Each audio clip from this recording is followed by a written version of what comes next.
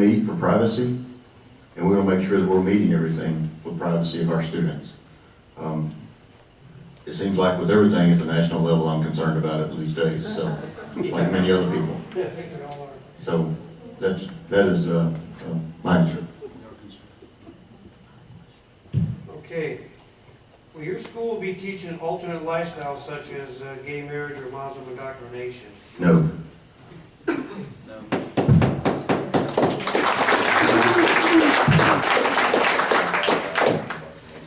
Wow. Here's a good one for you. What are some of the good things about C-Scope? Yeah.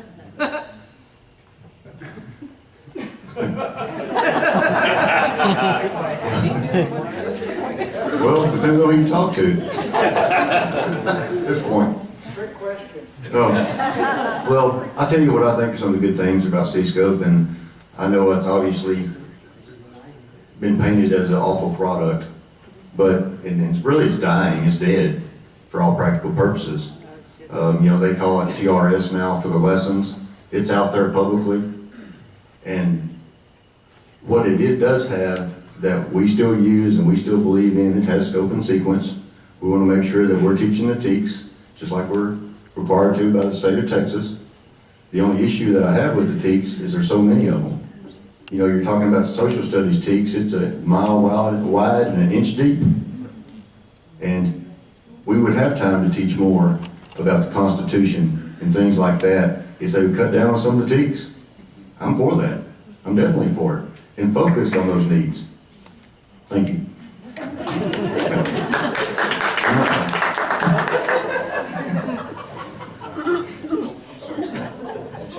No, I didn't mean to cut him off. I just wanted to share that there's probably two things I like best about it. And again, just that first component that we've been trying to hit tonight. Remember what I said earlier about 23 years and what Scott just said. There are two documents in the first component of TRS, as it's called now, that in my years as a teacher, as an English teacher, and I know we have many teachers in the room, we've all been a part of the process of writing a scope and sequence, laying it out for the year. But there's two documents that we didn't have the time or training or ability, and I'm not saying that's a lack of know-how by the teachers or enthusiasm to do the work, but there's two documents in there that we really looked at and have been trying to mirror, because we love that the bundling of the units and the different TEKS that C-Scope provides us is something we've never had in Waxahachie ISD. It provides us the ability to ensure that our kids are receiving instruction in all the TEKS that Scott was just mentioning within the number of days we have in school. For most districts, it's 180, and that's all we have to get through every TEK that's requiring us by law to cover with those kids. And the other document we really have fallen in love with is a vertical alignment document that helps the teacher understand that at what level they have to cover that particular TEK at their grade level in order to ensure that that child's ready for the next grade level. And it even shows them what was covered previously in the grade levels before and what they'll cover after, so they can see the whole picture of where they fit within the educational system, and then that they know how important their job is to make sure every child in their classroom knows everything they need to know about that standard to be successful. And those are the two things I like best. And we've never had those things, and I think those are pros to the system. All right, thank you. This is a really good question. Given your express commitment to student safety in the schools, what is your position on teachers who want to and who complete special training and earn CHLs carry concealed handguns in a classroom for the protection of the students?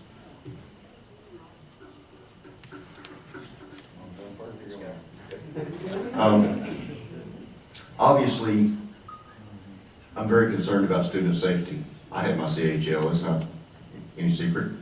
I'm an avid shooter. I spend a lot of time at the range. I believe in that. I believe it's our right to do that.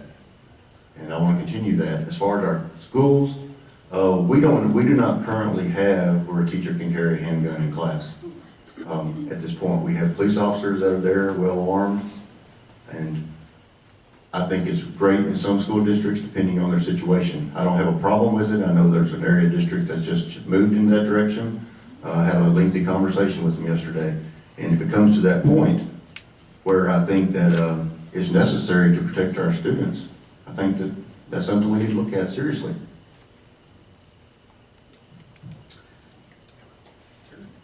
I totally agree with Scott. I mean, I don't know what to add, except that if it's something that the Waxahachie community wants to look at, we would take it to our school board, just like with any concern or idea that our parents and the community would like to discuss. So, and in addition, when Morris asked me to come, in addition to not missing a Baylor home game, also we couldn't miss hunting season. So it was both, so we were concerned, but we're okay. One other quick response to that, and that's I have some concerns that teachers are responsible for so much today that putting something else on their plate is a concern. And that is, I don't want to add more duties to teachers. That is a concern from that aspect of it. But I know there's some teachers that'd be very comfortable doing it. Our next question, did you know the FERPA laws were changed in 2011, which give the third-party organizations access without consent in the name of education research? What's above my pay grade? I'll read that again. Did you know the FERPA, F-E-R-P-A laws were changed in 2011, which gives the third-party organizations access without consent in the name of education research? SB 6. It's on her paper. I think you're asking them individually. They know it changed. Girls, do you know back here in the back that came with us tonight? Access to what type I guess more is what we're trying to say is we need more information, to know access to what areas, so we can answer that if we're allowing it, I guess. We need more specific details. I don't understand the Who wrote the question. question? Is it? Okay, Did you? tell us Okay. more. and this is We're probably something that against it. everybody needs to realize, and I brought this up to elected officials too, because they just passed in Texas House Bill 2103 that sets up 3 education research centers in the state of Texas. And in 2011, Obama changed the FERPA law, the regulations of what states and school districts have to information that they have to give to the federal government. So it's something in Texas, we didn't sign on to the Common Core, but we did take $18+ million back in 2009 from the stimulus package, and that went in to set up a longitudinal database system that the TEA has upgraded the data collection. Texas is not signed on to InBloom, which is the national, Microsoft paid over $100 million for InBloom to start collecting data on Common Core and the assessments. And that's why there's such a fear in the assessments. And so as educators, it's something we need to work together in our communities and at the state level to make sure that there's not a breach. And I know my 3rd grader, the teacher sent home sent an email that said, here you can go sign on to this website and get the 3rd grade reading book online. So she said, use this password to get in. Well, if I put in that password, I'm giving the school information, I'm giving the teacher's name and the grade, and then I'm asked to put in my child's first name, last name, and student ID. And I'm handing that over to McGraw-Hill. And so this is something that as educators, that's what I'm talking about. A lot of times we're being used, it's not the teacher or even the principal or the superintendent. We don't realize that at a national level, they're changing the regulations, and you guys, they're creating this adversarial relationship between us and you where we need to be working together to say, hey, we don't want this in our schools, and that's why there's a fear of C-scope. It's not the lessons, it is the scope and sequence, the management system. There are people that want that system in place with the assessments because it's about collecting the data. It's a lot more profitable. Our failing schools are a lot more profitable than succeeding schools, because then these third-party companies, Pearson, Microsoft, they can make products to fix the kids. Why don't we pay great teachers to write great curriculum, and that money goes to the teachers and the school districts instead of these third-party companies that we're paying for this, because we've been brainwashed to think we need it. And that's all about bringing education back to local levels. Local. So I think get the lawmakers out of the way and give it back to the teachers and the schools. Thank you. Does it help you? Did she answer the question? Let's get rid Yeah, I of mean, that. yes, she needs to come join the table. I mean, right now, our assessment data is only local data, so I get though what you're saying about what it could become. And Right. as Scott said earlier, with the direction it's going, and Carol said it best, in 2015, it's gonna be brought up again. So we know we need a exit strategy or a plan B, whatever word you wanna use, for what's to come. I think we gotta stress that a lot of what transpired in Austin happened at such a late date this summer that y'all read about local school districts that scrambled, and we didn't feel that was right for, where we were in our initiatives. But we know, Scott even approached me last spring, I remember the day, when he said, Truett, hey, what are you gonna be doing? Can we talk? Can we collaborate? Can we get our teachers together and combo resources and knowledge and all those things? Like, sure, let's figure out a That's plan. perfect. So we know where we're heading, we just need to figure out the details there. So I agree with what you were saying, absolutely. Thank you. Next question. Why are we aligning our benchmarking, of China, Singapore, and Finland, socialist, communist, and government school society? I'm going to pass this one on.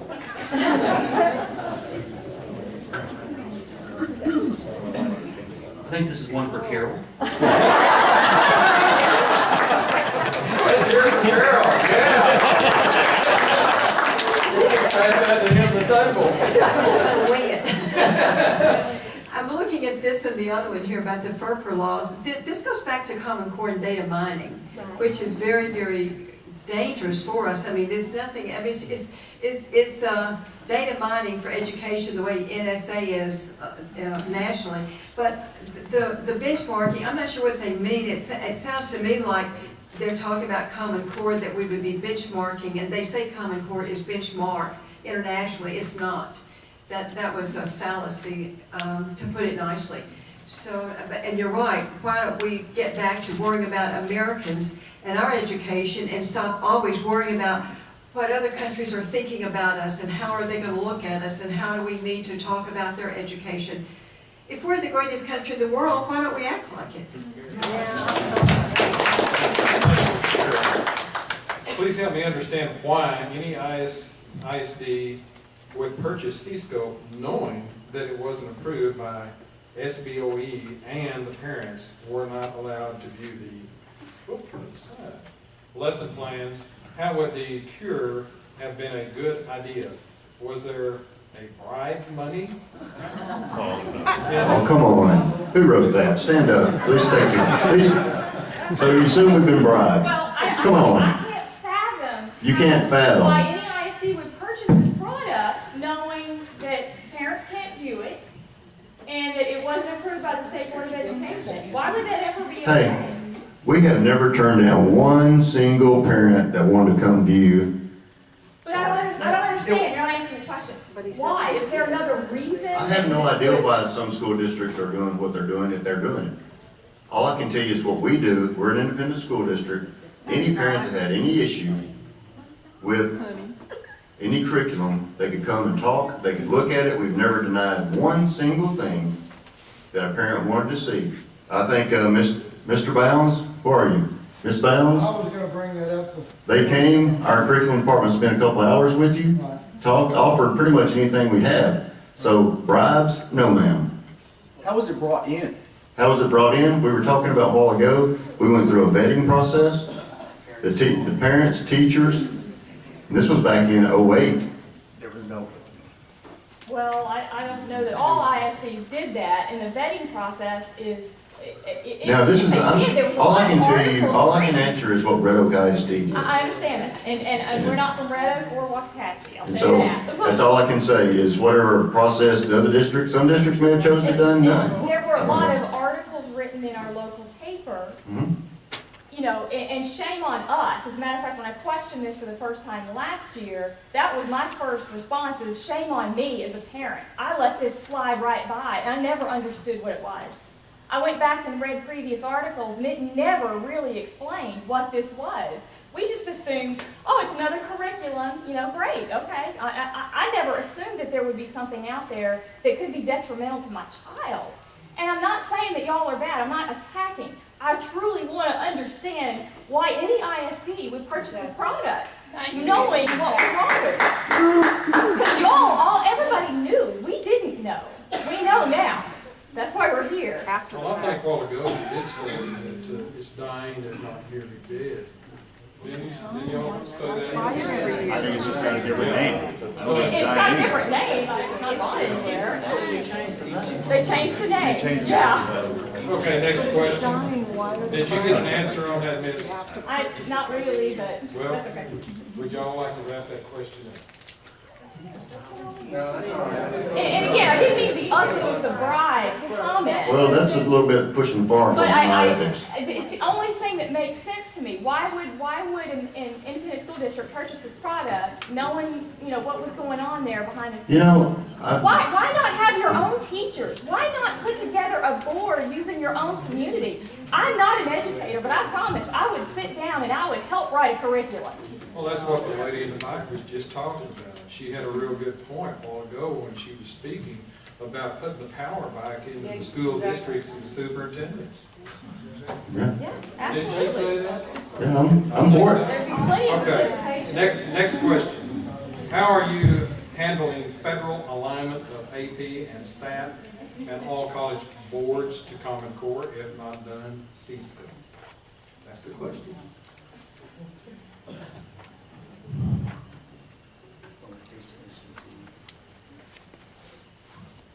AP is an option for our students. They may choose to take AP classes. In our high school, it's their option. They can take AP, they can take dual credit, they can take just normal high school credit. So that's their option. Now, the AP classes are aligned to a national curriculum because you have to pass the AP test to get college credit. And that's a nationally normed test. But that's a parent and student decision if they choose to do that. My kids, we went dual credit route in a few AP classes. And I think that was the right route for my kids. But it's a parent choice. What about SAT? SAT, we try to make sure that they have the requirements so they can do well in the ACT. Because that makes a big difference. SAT as well, because they're all along.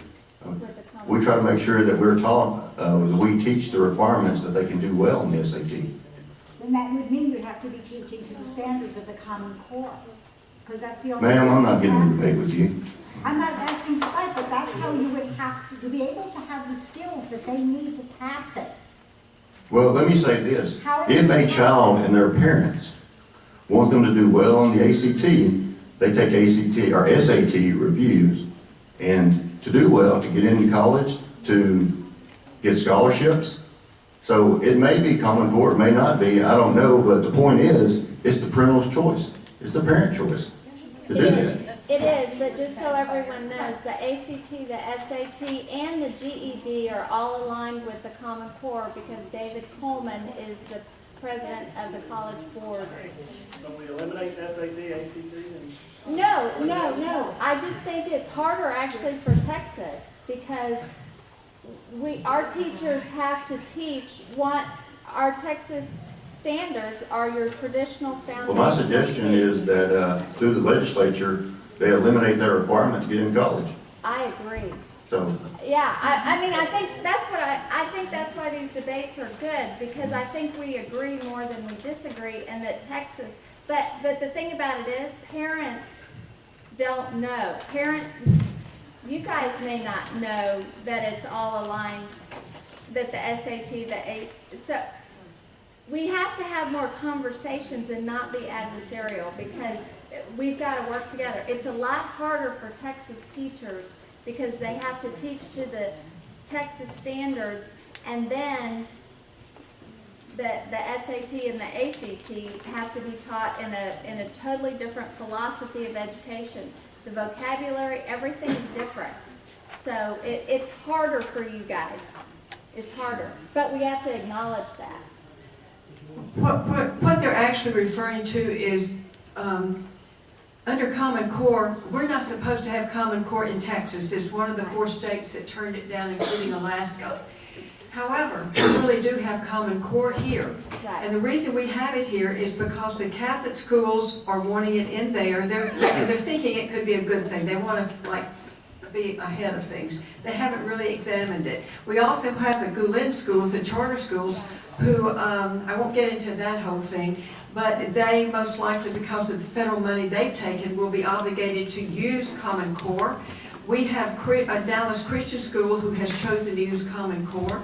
So we have it here. However, even though it's not supposed to be in the public schools, David Coleman, who is the architect of Common Core,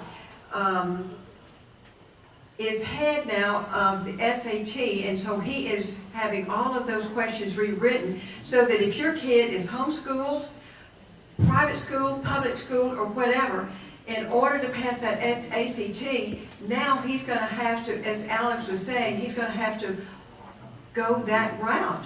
So they tried to trap us through what they call the assessments. That's how it's coming into Texas. So somehow we're going to have to get on the bandwagon, and we're going to have to work together and get that out. We can't assume that we're okay just because it's not here. It really is here. And homeschooling your child, you're not going to escape it. Unless we do what you were just talking about, we don't have those college entrances.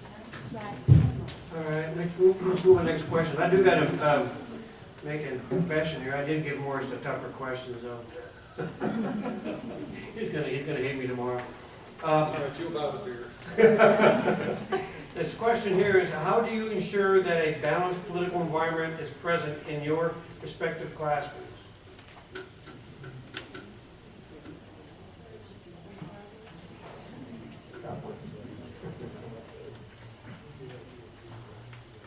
you know, let's talk about this from a couple of different aspects.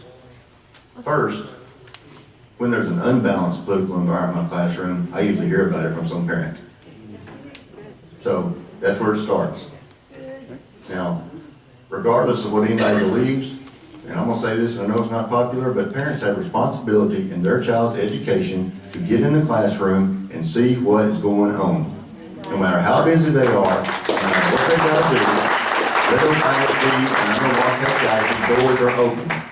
If you want to know, it's there. Check the website, check Facebook, check the newspaper. We try to get them all different avenues to make sure that people are touched in whatever mediums they use.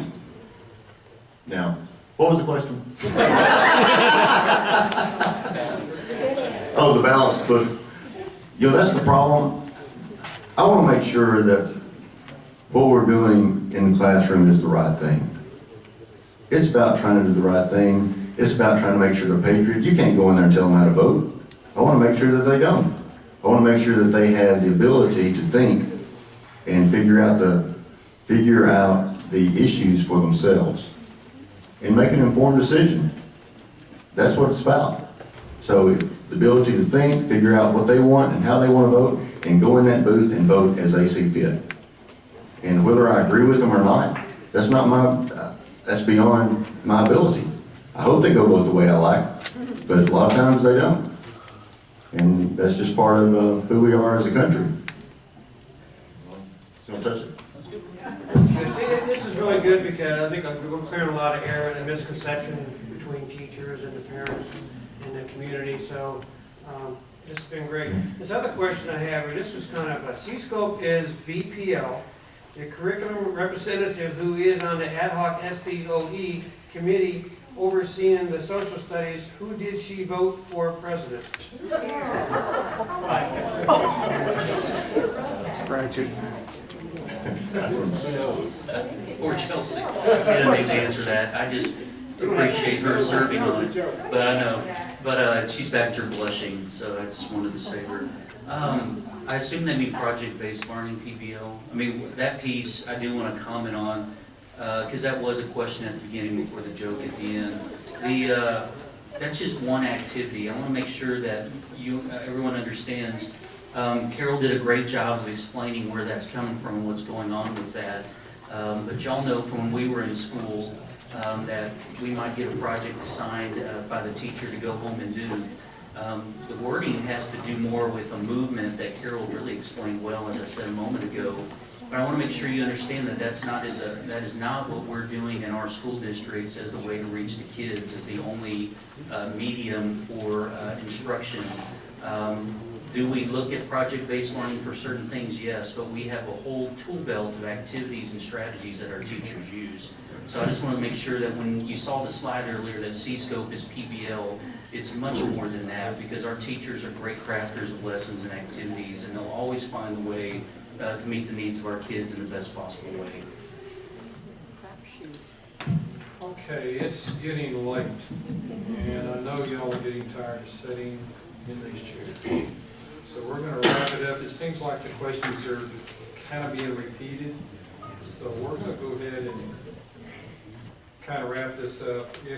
If we could, Carol, can we let you start as a closing and take about 30 seconds?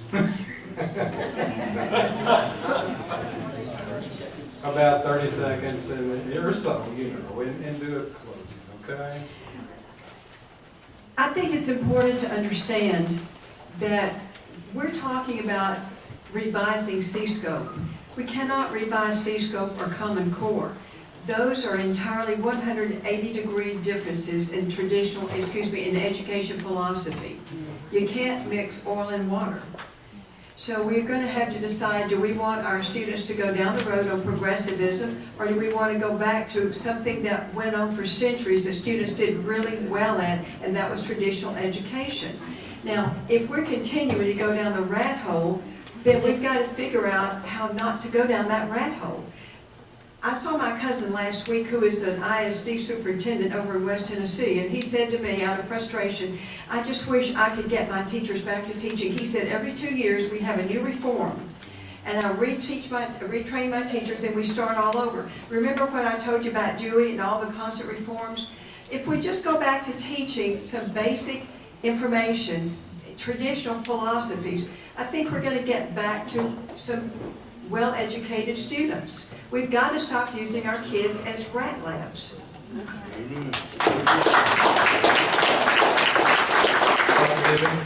Thank you. You know, C-Scope obviously is very controversial. For all practical purposes, it's dying dead. There's lessons that are out there. If a teacher in Red Oak ISD chooses to pick in one lesson, they're not all bad. They're not all horrible. They're good stuff. And if they choose to use that, it's in their ability to make choices. I have a lot of faith in the teachers at Red Oak ISD, and I have faith that they make good choices for kids. If parents want to know more, come in the classroom and see. Come to the central office and talk to us. We want to be a good part of the community. And we want to make sure that the people, then whether our kids are being educated and how they're getting educated, is in the best interest of our community, our city, our state. We are those kind of people. And if there's things being taught in our classroom that are inappropriate, as soon as we find out, we deal with it. And we don't allow it to continue.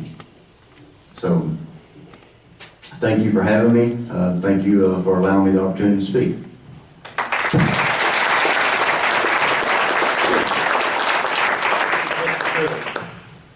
Morris, I just want to say again that we appreciate the invitation. We jokingly said in a phone call, I think I called you on Tuesday, and I sent you an email the other day. He asked me if any of the other Ellis County superintendents and south of 20 wanted to come with us, and you can see crickets chirping.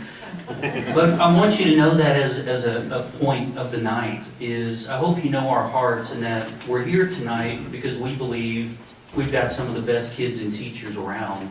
And we want nothing more than to have the best school districts, not only in Texas, but in the nation, that were willing to come tonight and share our hearts, our philosophy, and explain, stand up here and answer any question anytime. But it doesn't just take coming to a meeting at 5:30 on a Saturday night like this. We'll do this anytime. And we just want you to know that we'll be transparent and explain the best of our ability anything that you've got for us. We are never going to make decisions that are against the best interest of our kids. Never. Period. You got to know our hearts in that area. And I just want to make sure if you leave with anything tonight, know that we love our jobs and we love what we do, and we're going to do everything we can to support our communities and our kids. And we can't thank you enough for having us. So I want to leave with one final note, because I heard Carol say it and we want to say it as well, and we tried to earlier, about this whole getting involved piece. I appreciate the ladies in the back, love your passion for education and kids. But there's so much going on in Austin right now, and 2015 will be here around the corner. I just mentioned all these adoptions that are happening this spring, and social studies is next. And I know a lot of what we've talked about is the social studies standards. There's public comment, there's committees you can serve on. Just get involved with what's going on in Austin and help us get back to that local control that I think everybody in this room is aiming for. So I appreciate again for your time tonight.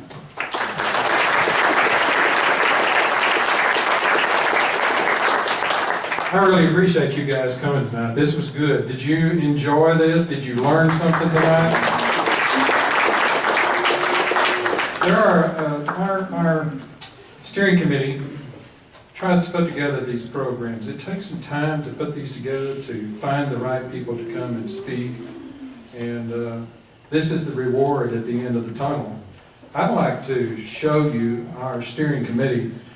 I'd like for each of our steering committee to stand up. Here's Marty, Harlan, Keith, Penny in the back, Linda, Jimmy Simmons. He just come back from New Mexico, wasn't he? It's good to have you. And Bill and Randy. We are the steering committee. Thank y'all. Wow, I'm sorry, I apologize. And that's Morris. Yeah, well, I'm Morris. Well, so all right, anybody want to cock a pistol, go ahead. But we're glad you were here tonight. If you're a first timer, we hope that you will come back. And we have good programming ahead.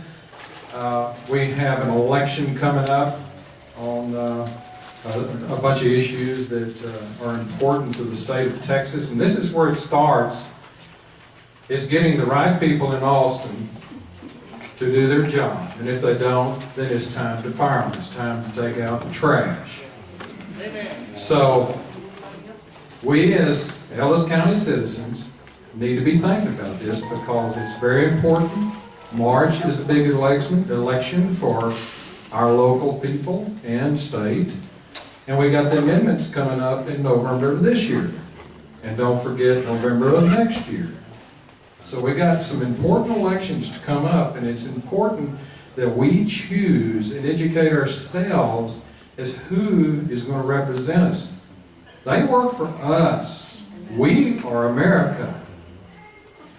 I can't put it any simpler than that. Would you guys agree? So let's choose the right people to represent us locally and at the state and federal levels. Linda?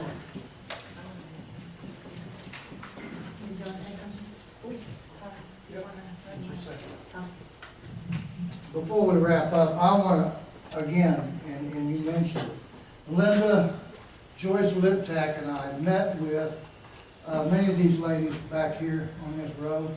It was a very good meeting. They were very open to us. They invited us to come and look at anything we wanted to do. I'm still concerned and have some concerns about C-Scope. I am going to come back and see you, and we're going to go through the things that we talked about.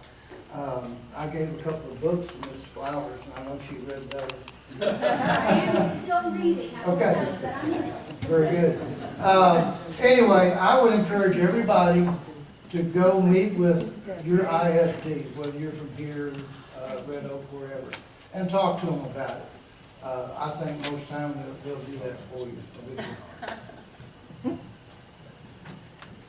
Well, thank everybody. I know it's been a long evening, but I heard just today, it says, if you only listen to your side of the story, you don't become a critical thinker. So it was so good to hear different sides and different things, so we can become critical thinkers, because that is what's going to keep America great, when we think critically and question things on each level. I just have a few announcements. Our next meeting, if you do the, our next meeting is November 9th, same place, Waxahachie. Joanne Flemings is going to speak to us. She is a champion of the Texas budget. She has been going to Austin for years and years and years, knows what's going on, and she will be very informative if you're interested in the financial side of our state. Then Randy Clemens is going to discuss Mark Levin's book, Liberty Amendments. And I have started reading it. It's a very good book. I would encourage everybody to come listen to that. And then Marty Hiles is going to speak about the enemy at the gate. And I'm not sure what that is about, but we'll find out next week. And Glenn Terrell's going to speak on fair tax a little bit for a few minutes. So it's going to be a very interesting meeting. Then Morris mentioned already, November 5th is voting day. If you have not researched the amendments, there are 9 amendments to the Texas Constitution. If you go on our website, we will have some analysis on there.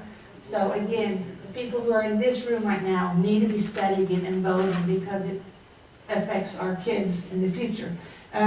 It's on our Facebook. If you're not receiving our emails, you can sign up and we'll get that analysis to you. EllisCountyTeaParty.org is our website. Then we need some volunteers. We're having a booth at the Midlothian Fall Festival and the Ennis Fall Festival. If anybody wants to go there to talk to their neighbors, pass out constitutions, remind people to vote, please see Penny in the back if you're interested in doing that. And that's this weekend. And you can work an hour, 2 hours, but usually it's a lot of fun. You'll stay and talk to people. Then, Morris, I'm going to let you real quickly talk about the candidate forums. If y'all want to get out your phone, put in January 11th and February 8th in your phone. We've got some really exciting things going on. Thank you, Linda. What we have coming up January 11th is we're going to, am I too loud? I'm sorry. I apologize. What we have coming up January 11th is we're going to have 2 categories of people that are going to be running for state positions. The first one is the Attorney General's position. We're going to have Dan Branch. These are all people who are committed. They're coming. Dan Branch, Barry Smithman, Ken Paxton for the Attorney General position. They're going to campaign speech. There will be questions, answers. There will be cards. And then also for the Senate, we're going to have Dwayne Stovall and John Cornyn. Now, that is if John Cornyn isn't busy in Obama's office. I don't know. There are people told me, well, we'll have to check his schedule. So I'm just kind of relaying on what she told me. Oh. They're on vacation. So if he doesn't show, what I'm trying to lead up to is he will have some representatives here to discuss, his campaign or do the best they can if he doesn't show. He has been invited. I hope he comes. But I guarantee you, Dwayne Stovall will be here. The next person is Eric Wyatt. Eric Wyatt, I tried to get a hold of him yesterday. I think he has pulled out of the race. As you know, money's a big issue. I'm not sure what has happened. I'm trying to contact him. So those things do happen. For February 8th, we're going to cover the governor and the lieutenant governor positions. That's going to be here, guys. It's up to y'all to understand and educate yourself. So if people ask you questions, well, who are you going to vote for? Well, here's why I'm going to vote for this person. We're going to have Larry Kilgore. He's already confirmed. But the rest of these I'm working on. I'm going to Washington next week, and I'm going to be there for a week, and when I get back, I'm going to confirm I'm working on all these people. Greg Abbott, Tom Palkin, and Lieutenant Governor of Texas will be David Dewhurst, Dan Patrick, Jerry Patterson, and Todd Staples. So we have a lineup of good people that are going to be coming and doing campaign speeches, and they're going to promise you everything. So this is what is coming. We have not confirmed this meeting here, but what this will be local Ellis County, and also I want to have Joe Barton and then Frank Kuchar. Please stand up, Frank.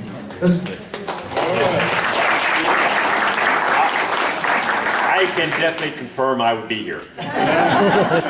You need a speaker. I mean, a microphone? No. Frank is a good man. He only wants work 2 terms, isn't it, Frank? I think that's all you're asking for? No, You're going to retire? however many people want, but I guarantee it's not going to be 20, 30 years. That's kind of where we're headed, isn't it? Okay, is there any questions that we have before we wrap this up? Anybody got a question? I would like to leave this room on a positive note. I have 3 children who graduated Red Oak High School. Well, one almost graduated. And 4 grandchildren currently attending Red Oak High School. I was with Linda Bounds in Harlan when we went to talk to Ms. Flowers. My son was in the Greco tech program, was recommended by his tech teacher, went and graduated through the Greco auto tech or select tech class, valedictorian, and is currently working gas and oil fields in Kansas and Oklahoma, making big money. Living at home because we want him to. Because I have an in-home loan, anyway. I feel that the problems with our schools are more government interference than it is what's happening from the schools themselves. My son who graduated valedictorian, I have to tell you, he took 2 years of Spanish. He doesn't know 2 words of Spanish, and he passed. I fault No Child Left Behind on that. That's a government program that should not exist. I'm sorry, there's just something wrong with that program. Sounds good, though. As far as to nullify some stuff. well, I think we need to bring education back local. We need to bring our education back local, and I just want to say that my son's doing really well. Thank you, Joyce. Y'all have been here long enough. We're going to adjourn. Thank you, everybody. Come next month to our meeting if you would like to. I've got ballot petitions I'd like people to sign for Frank.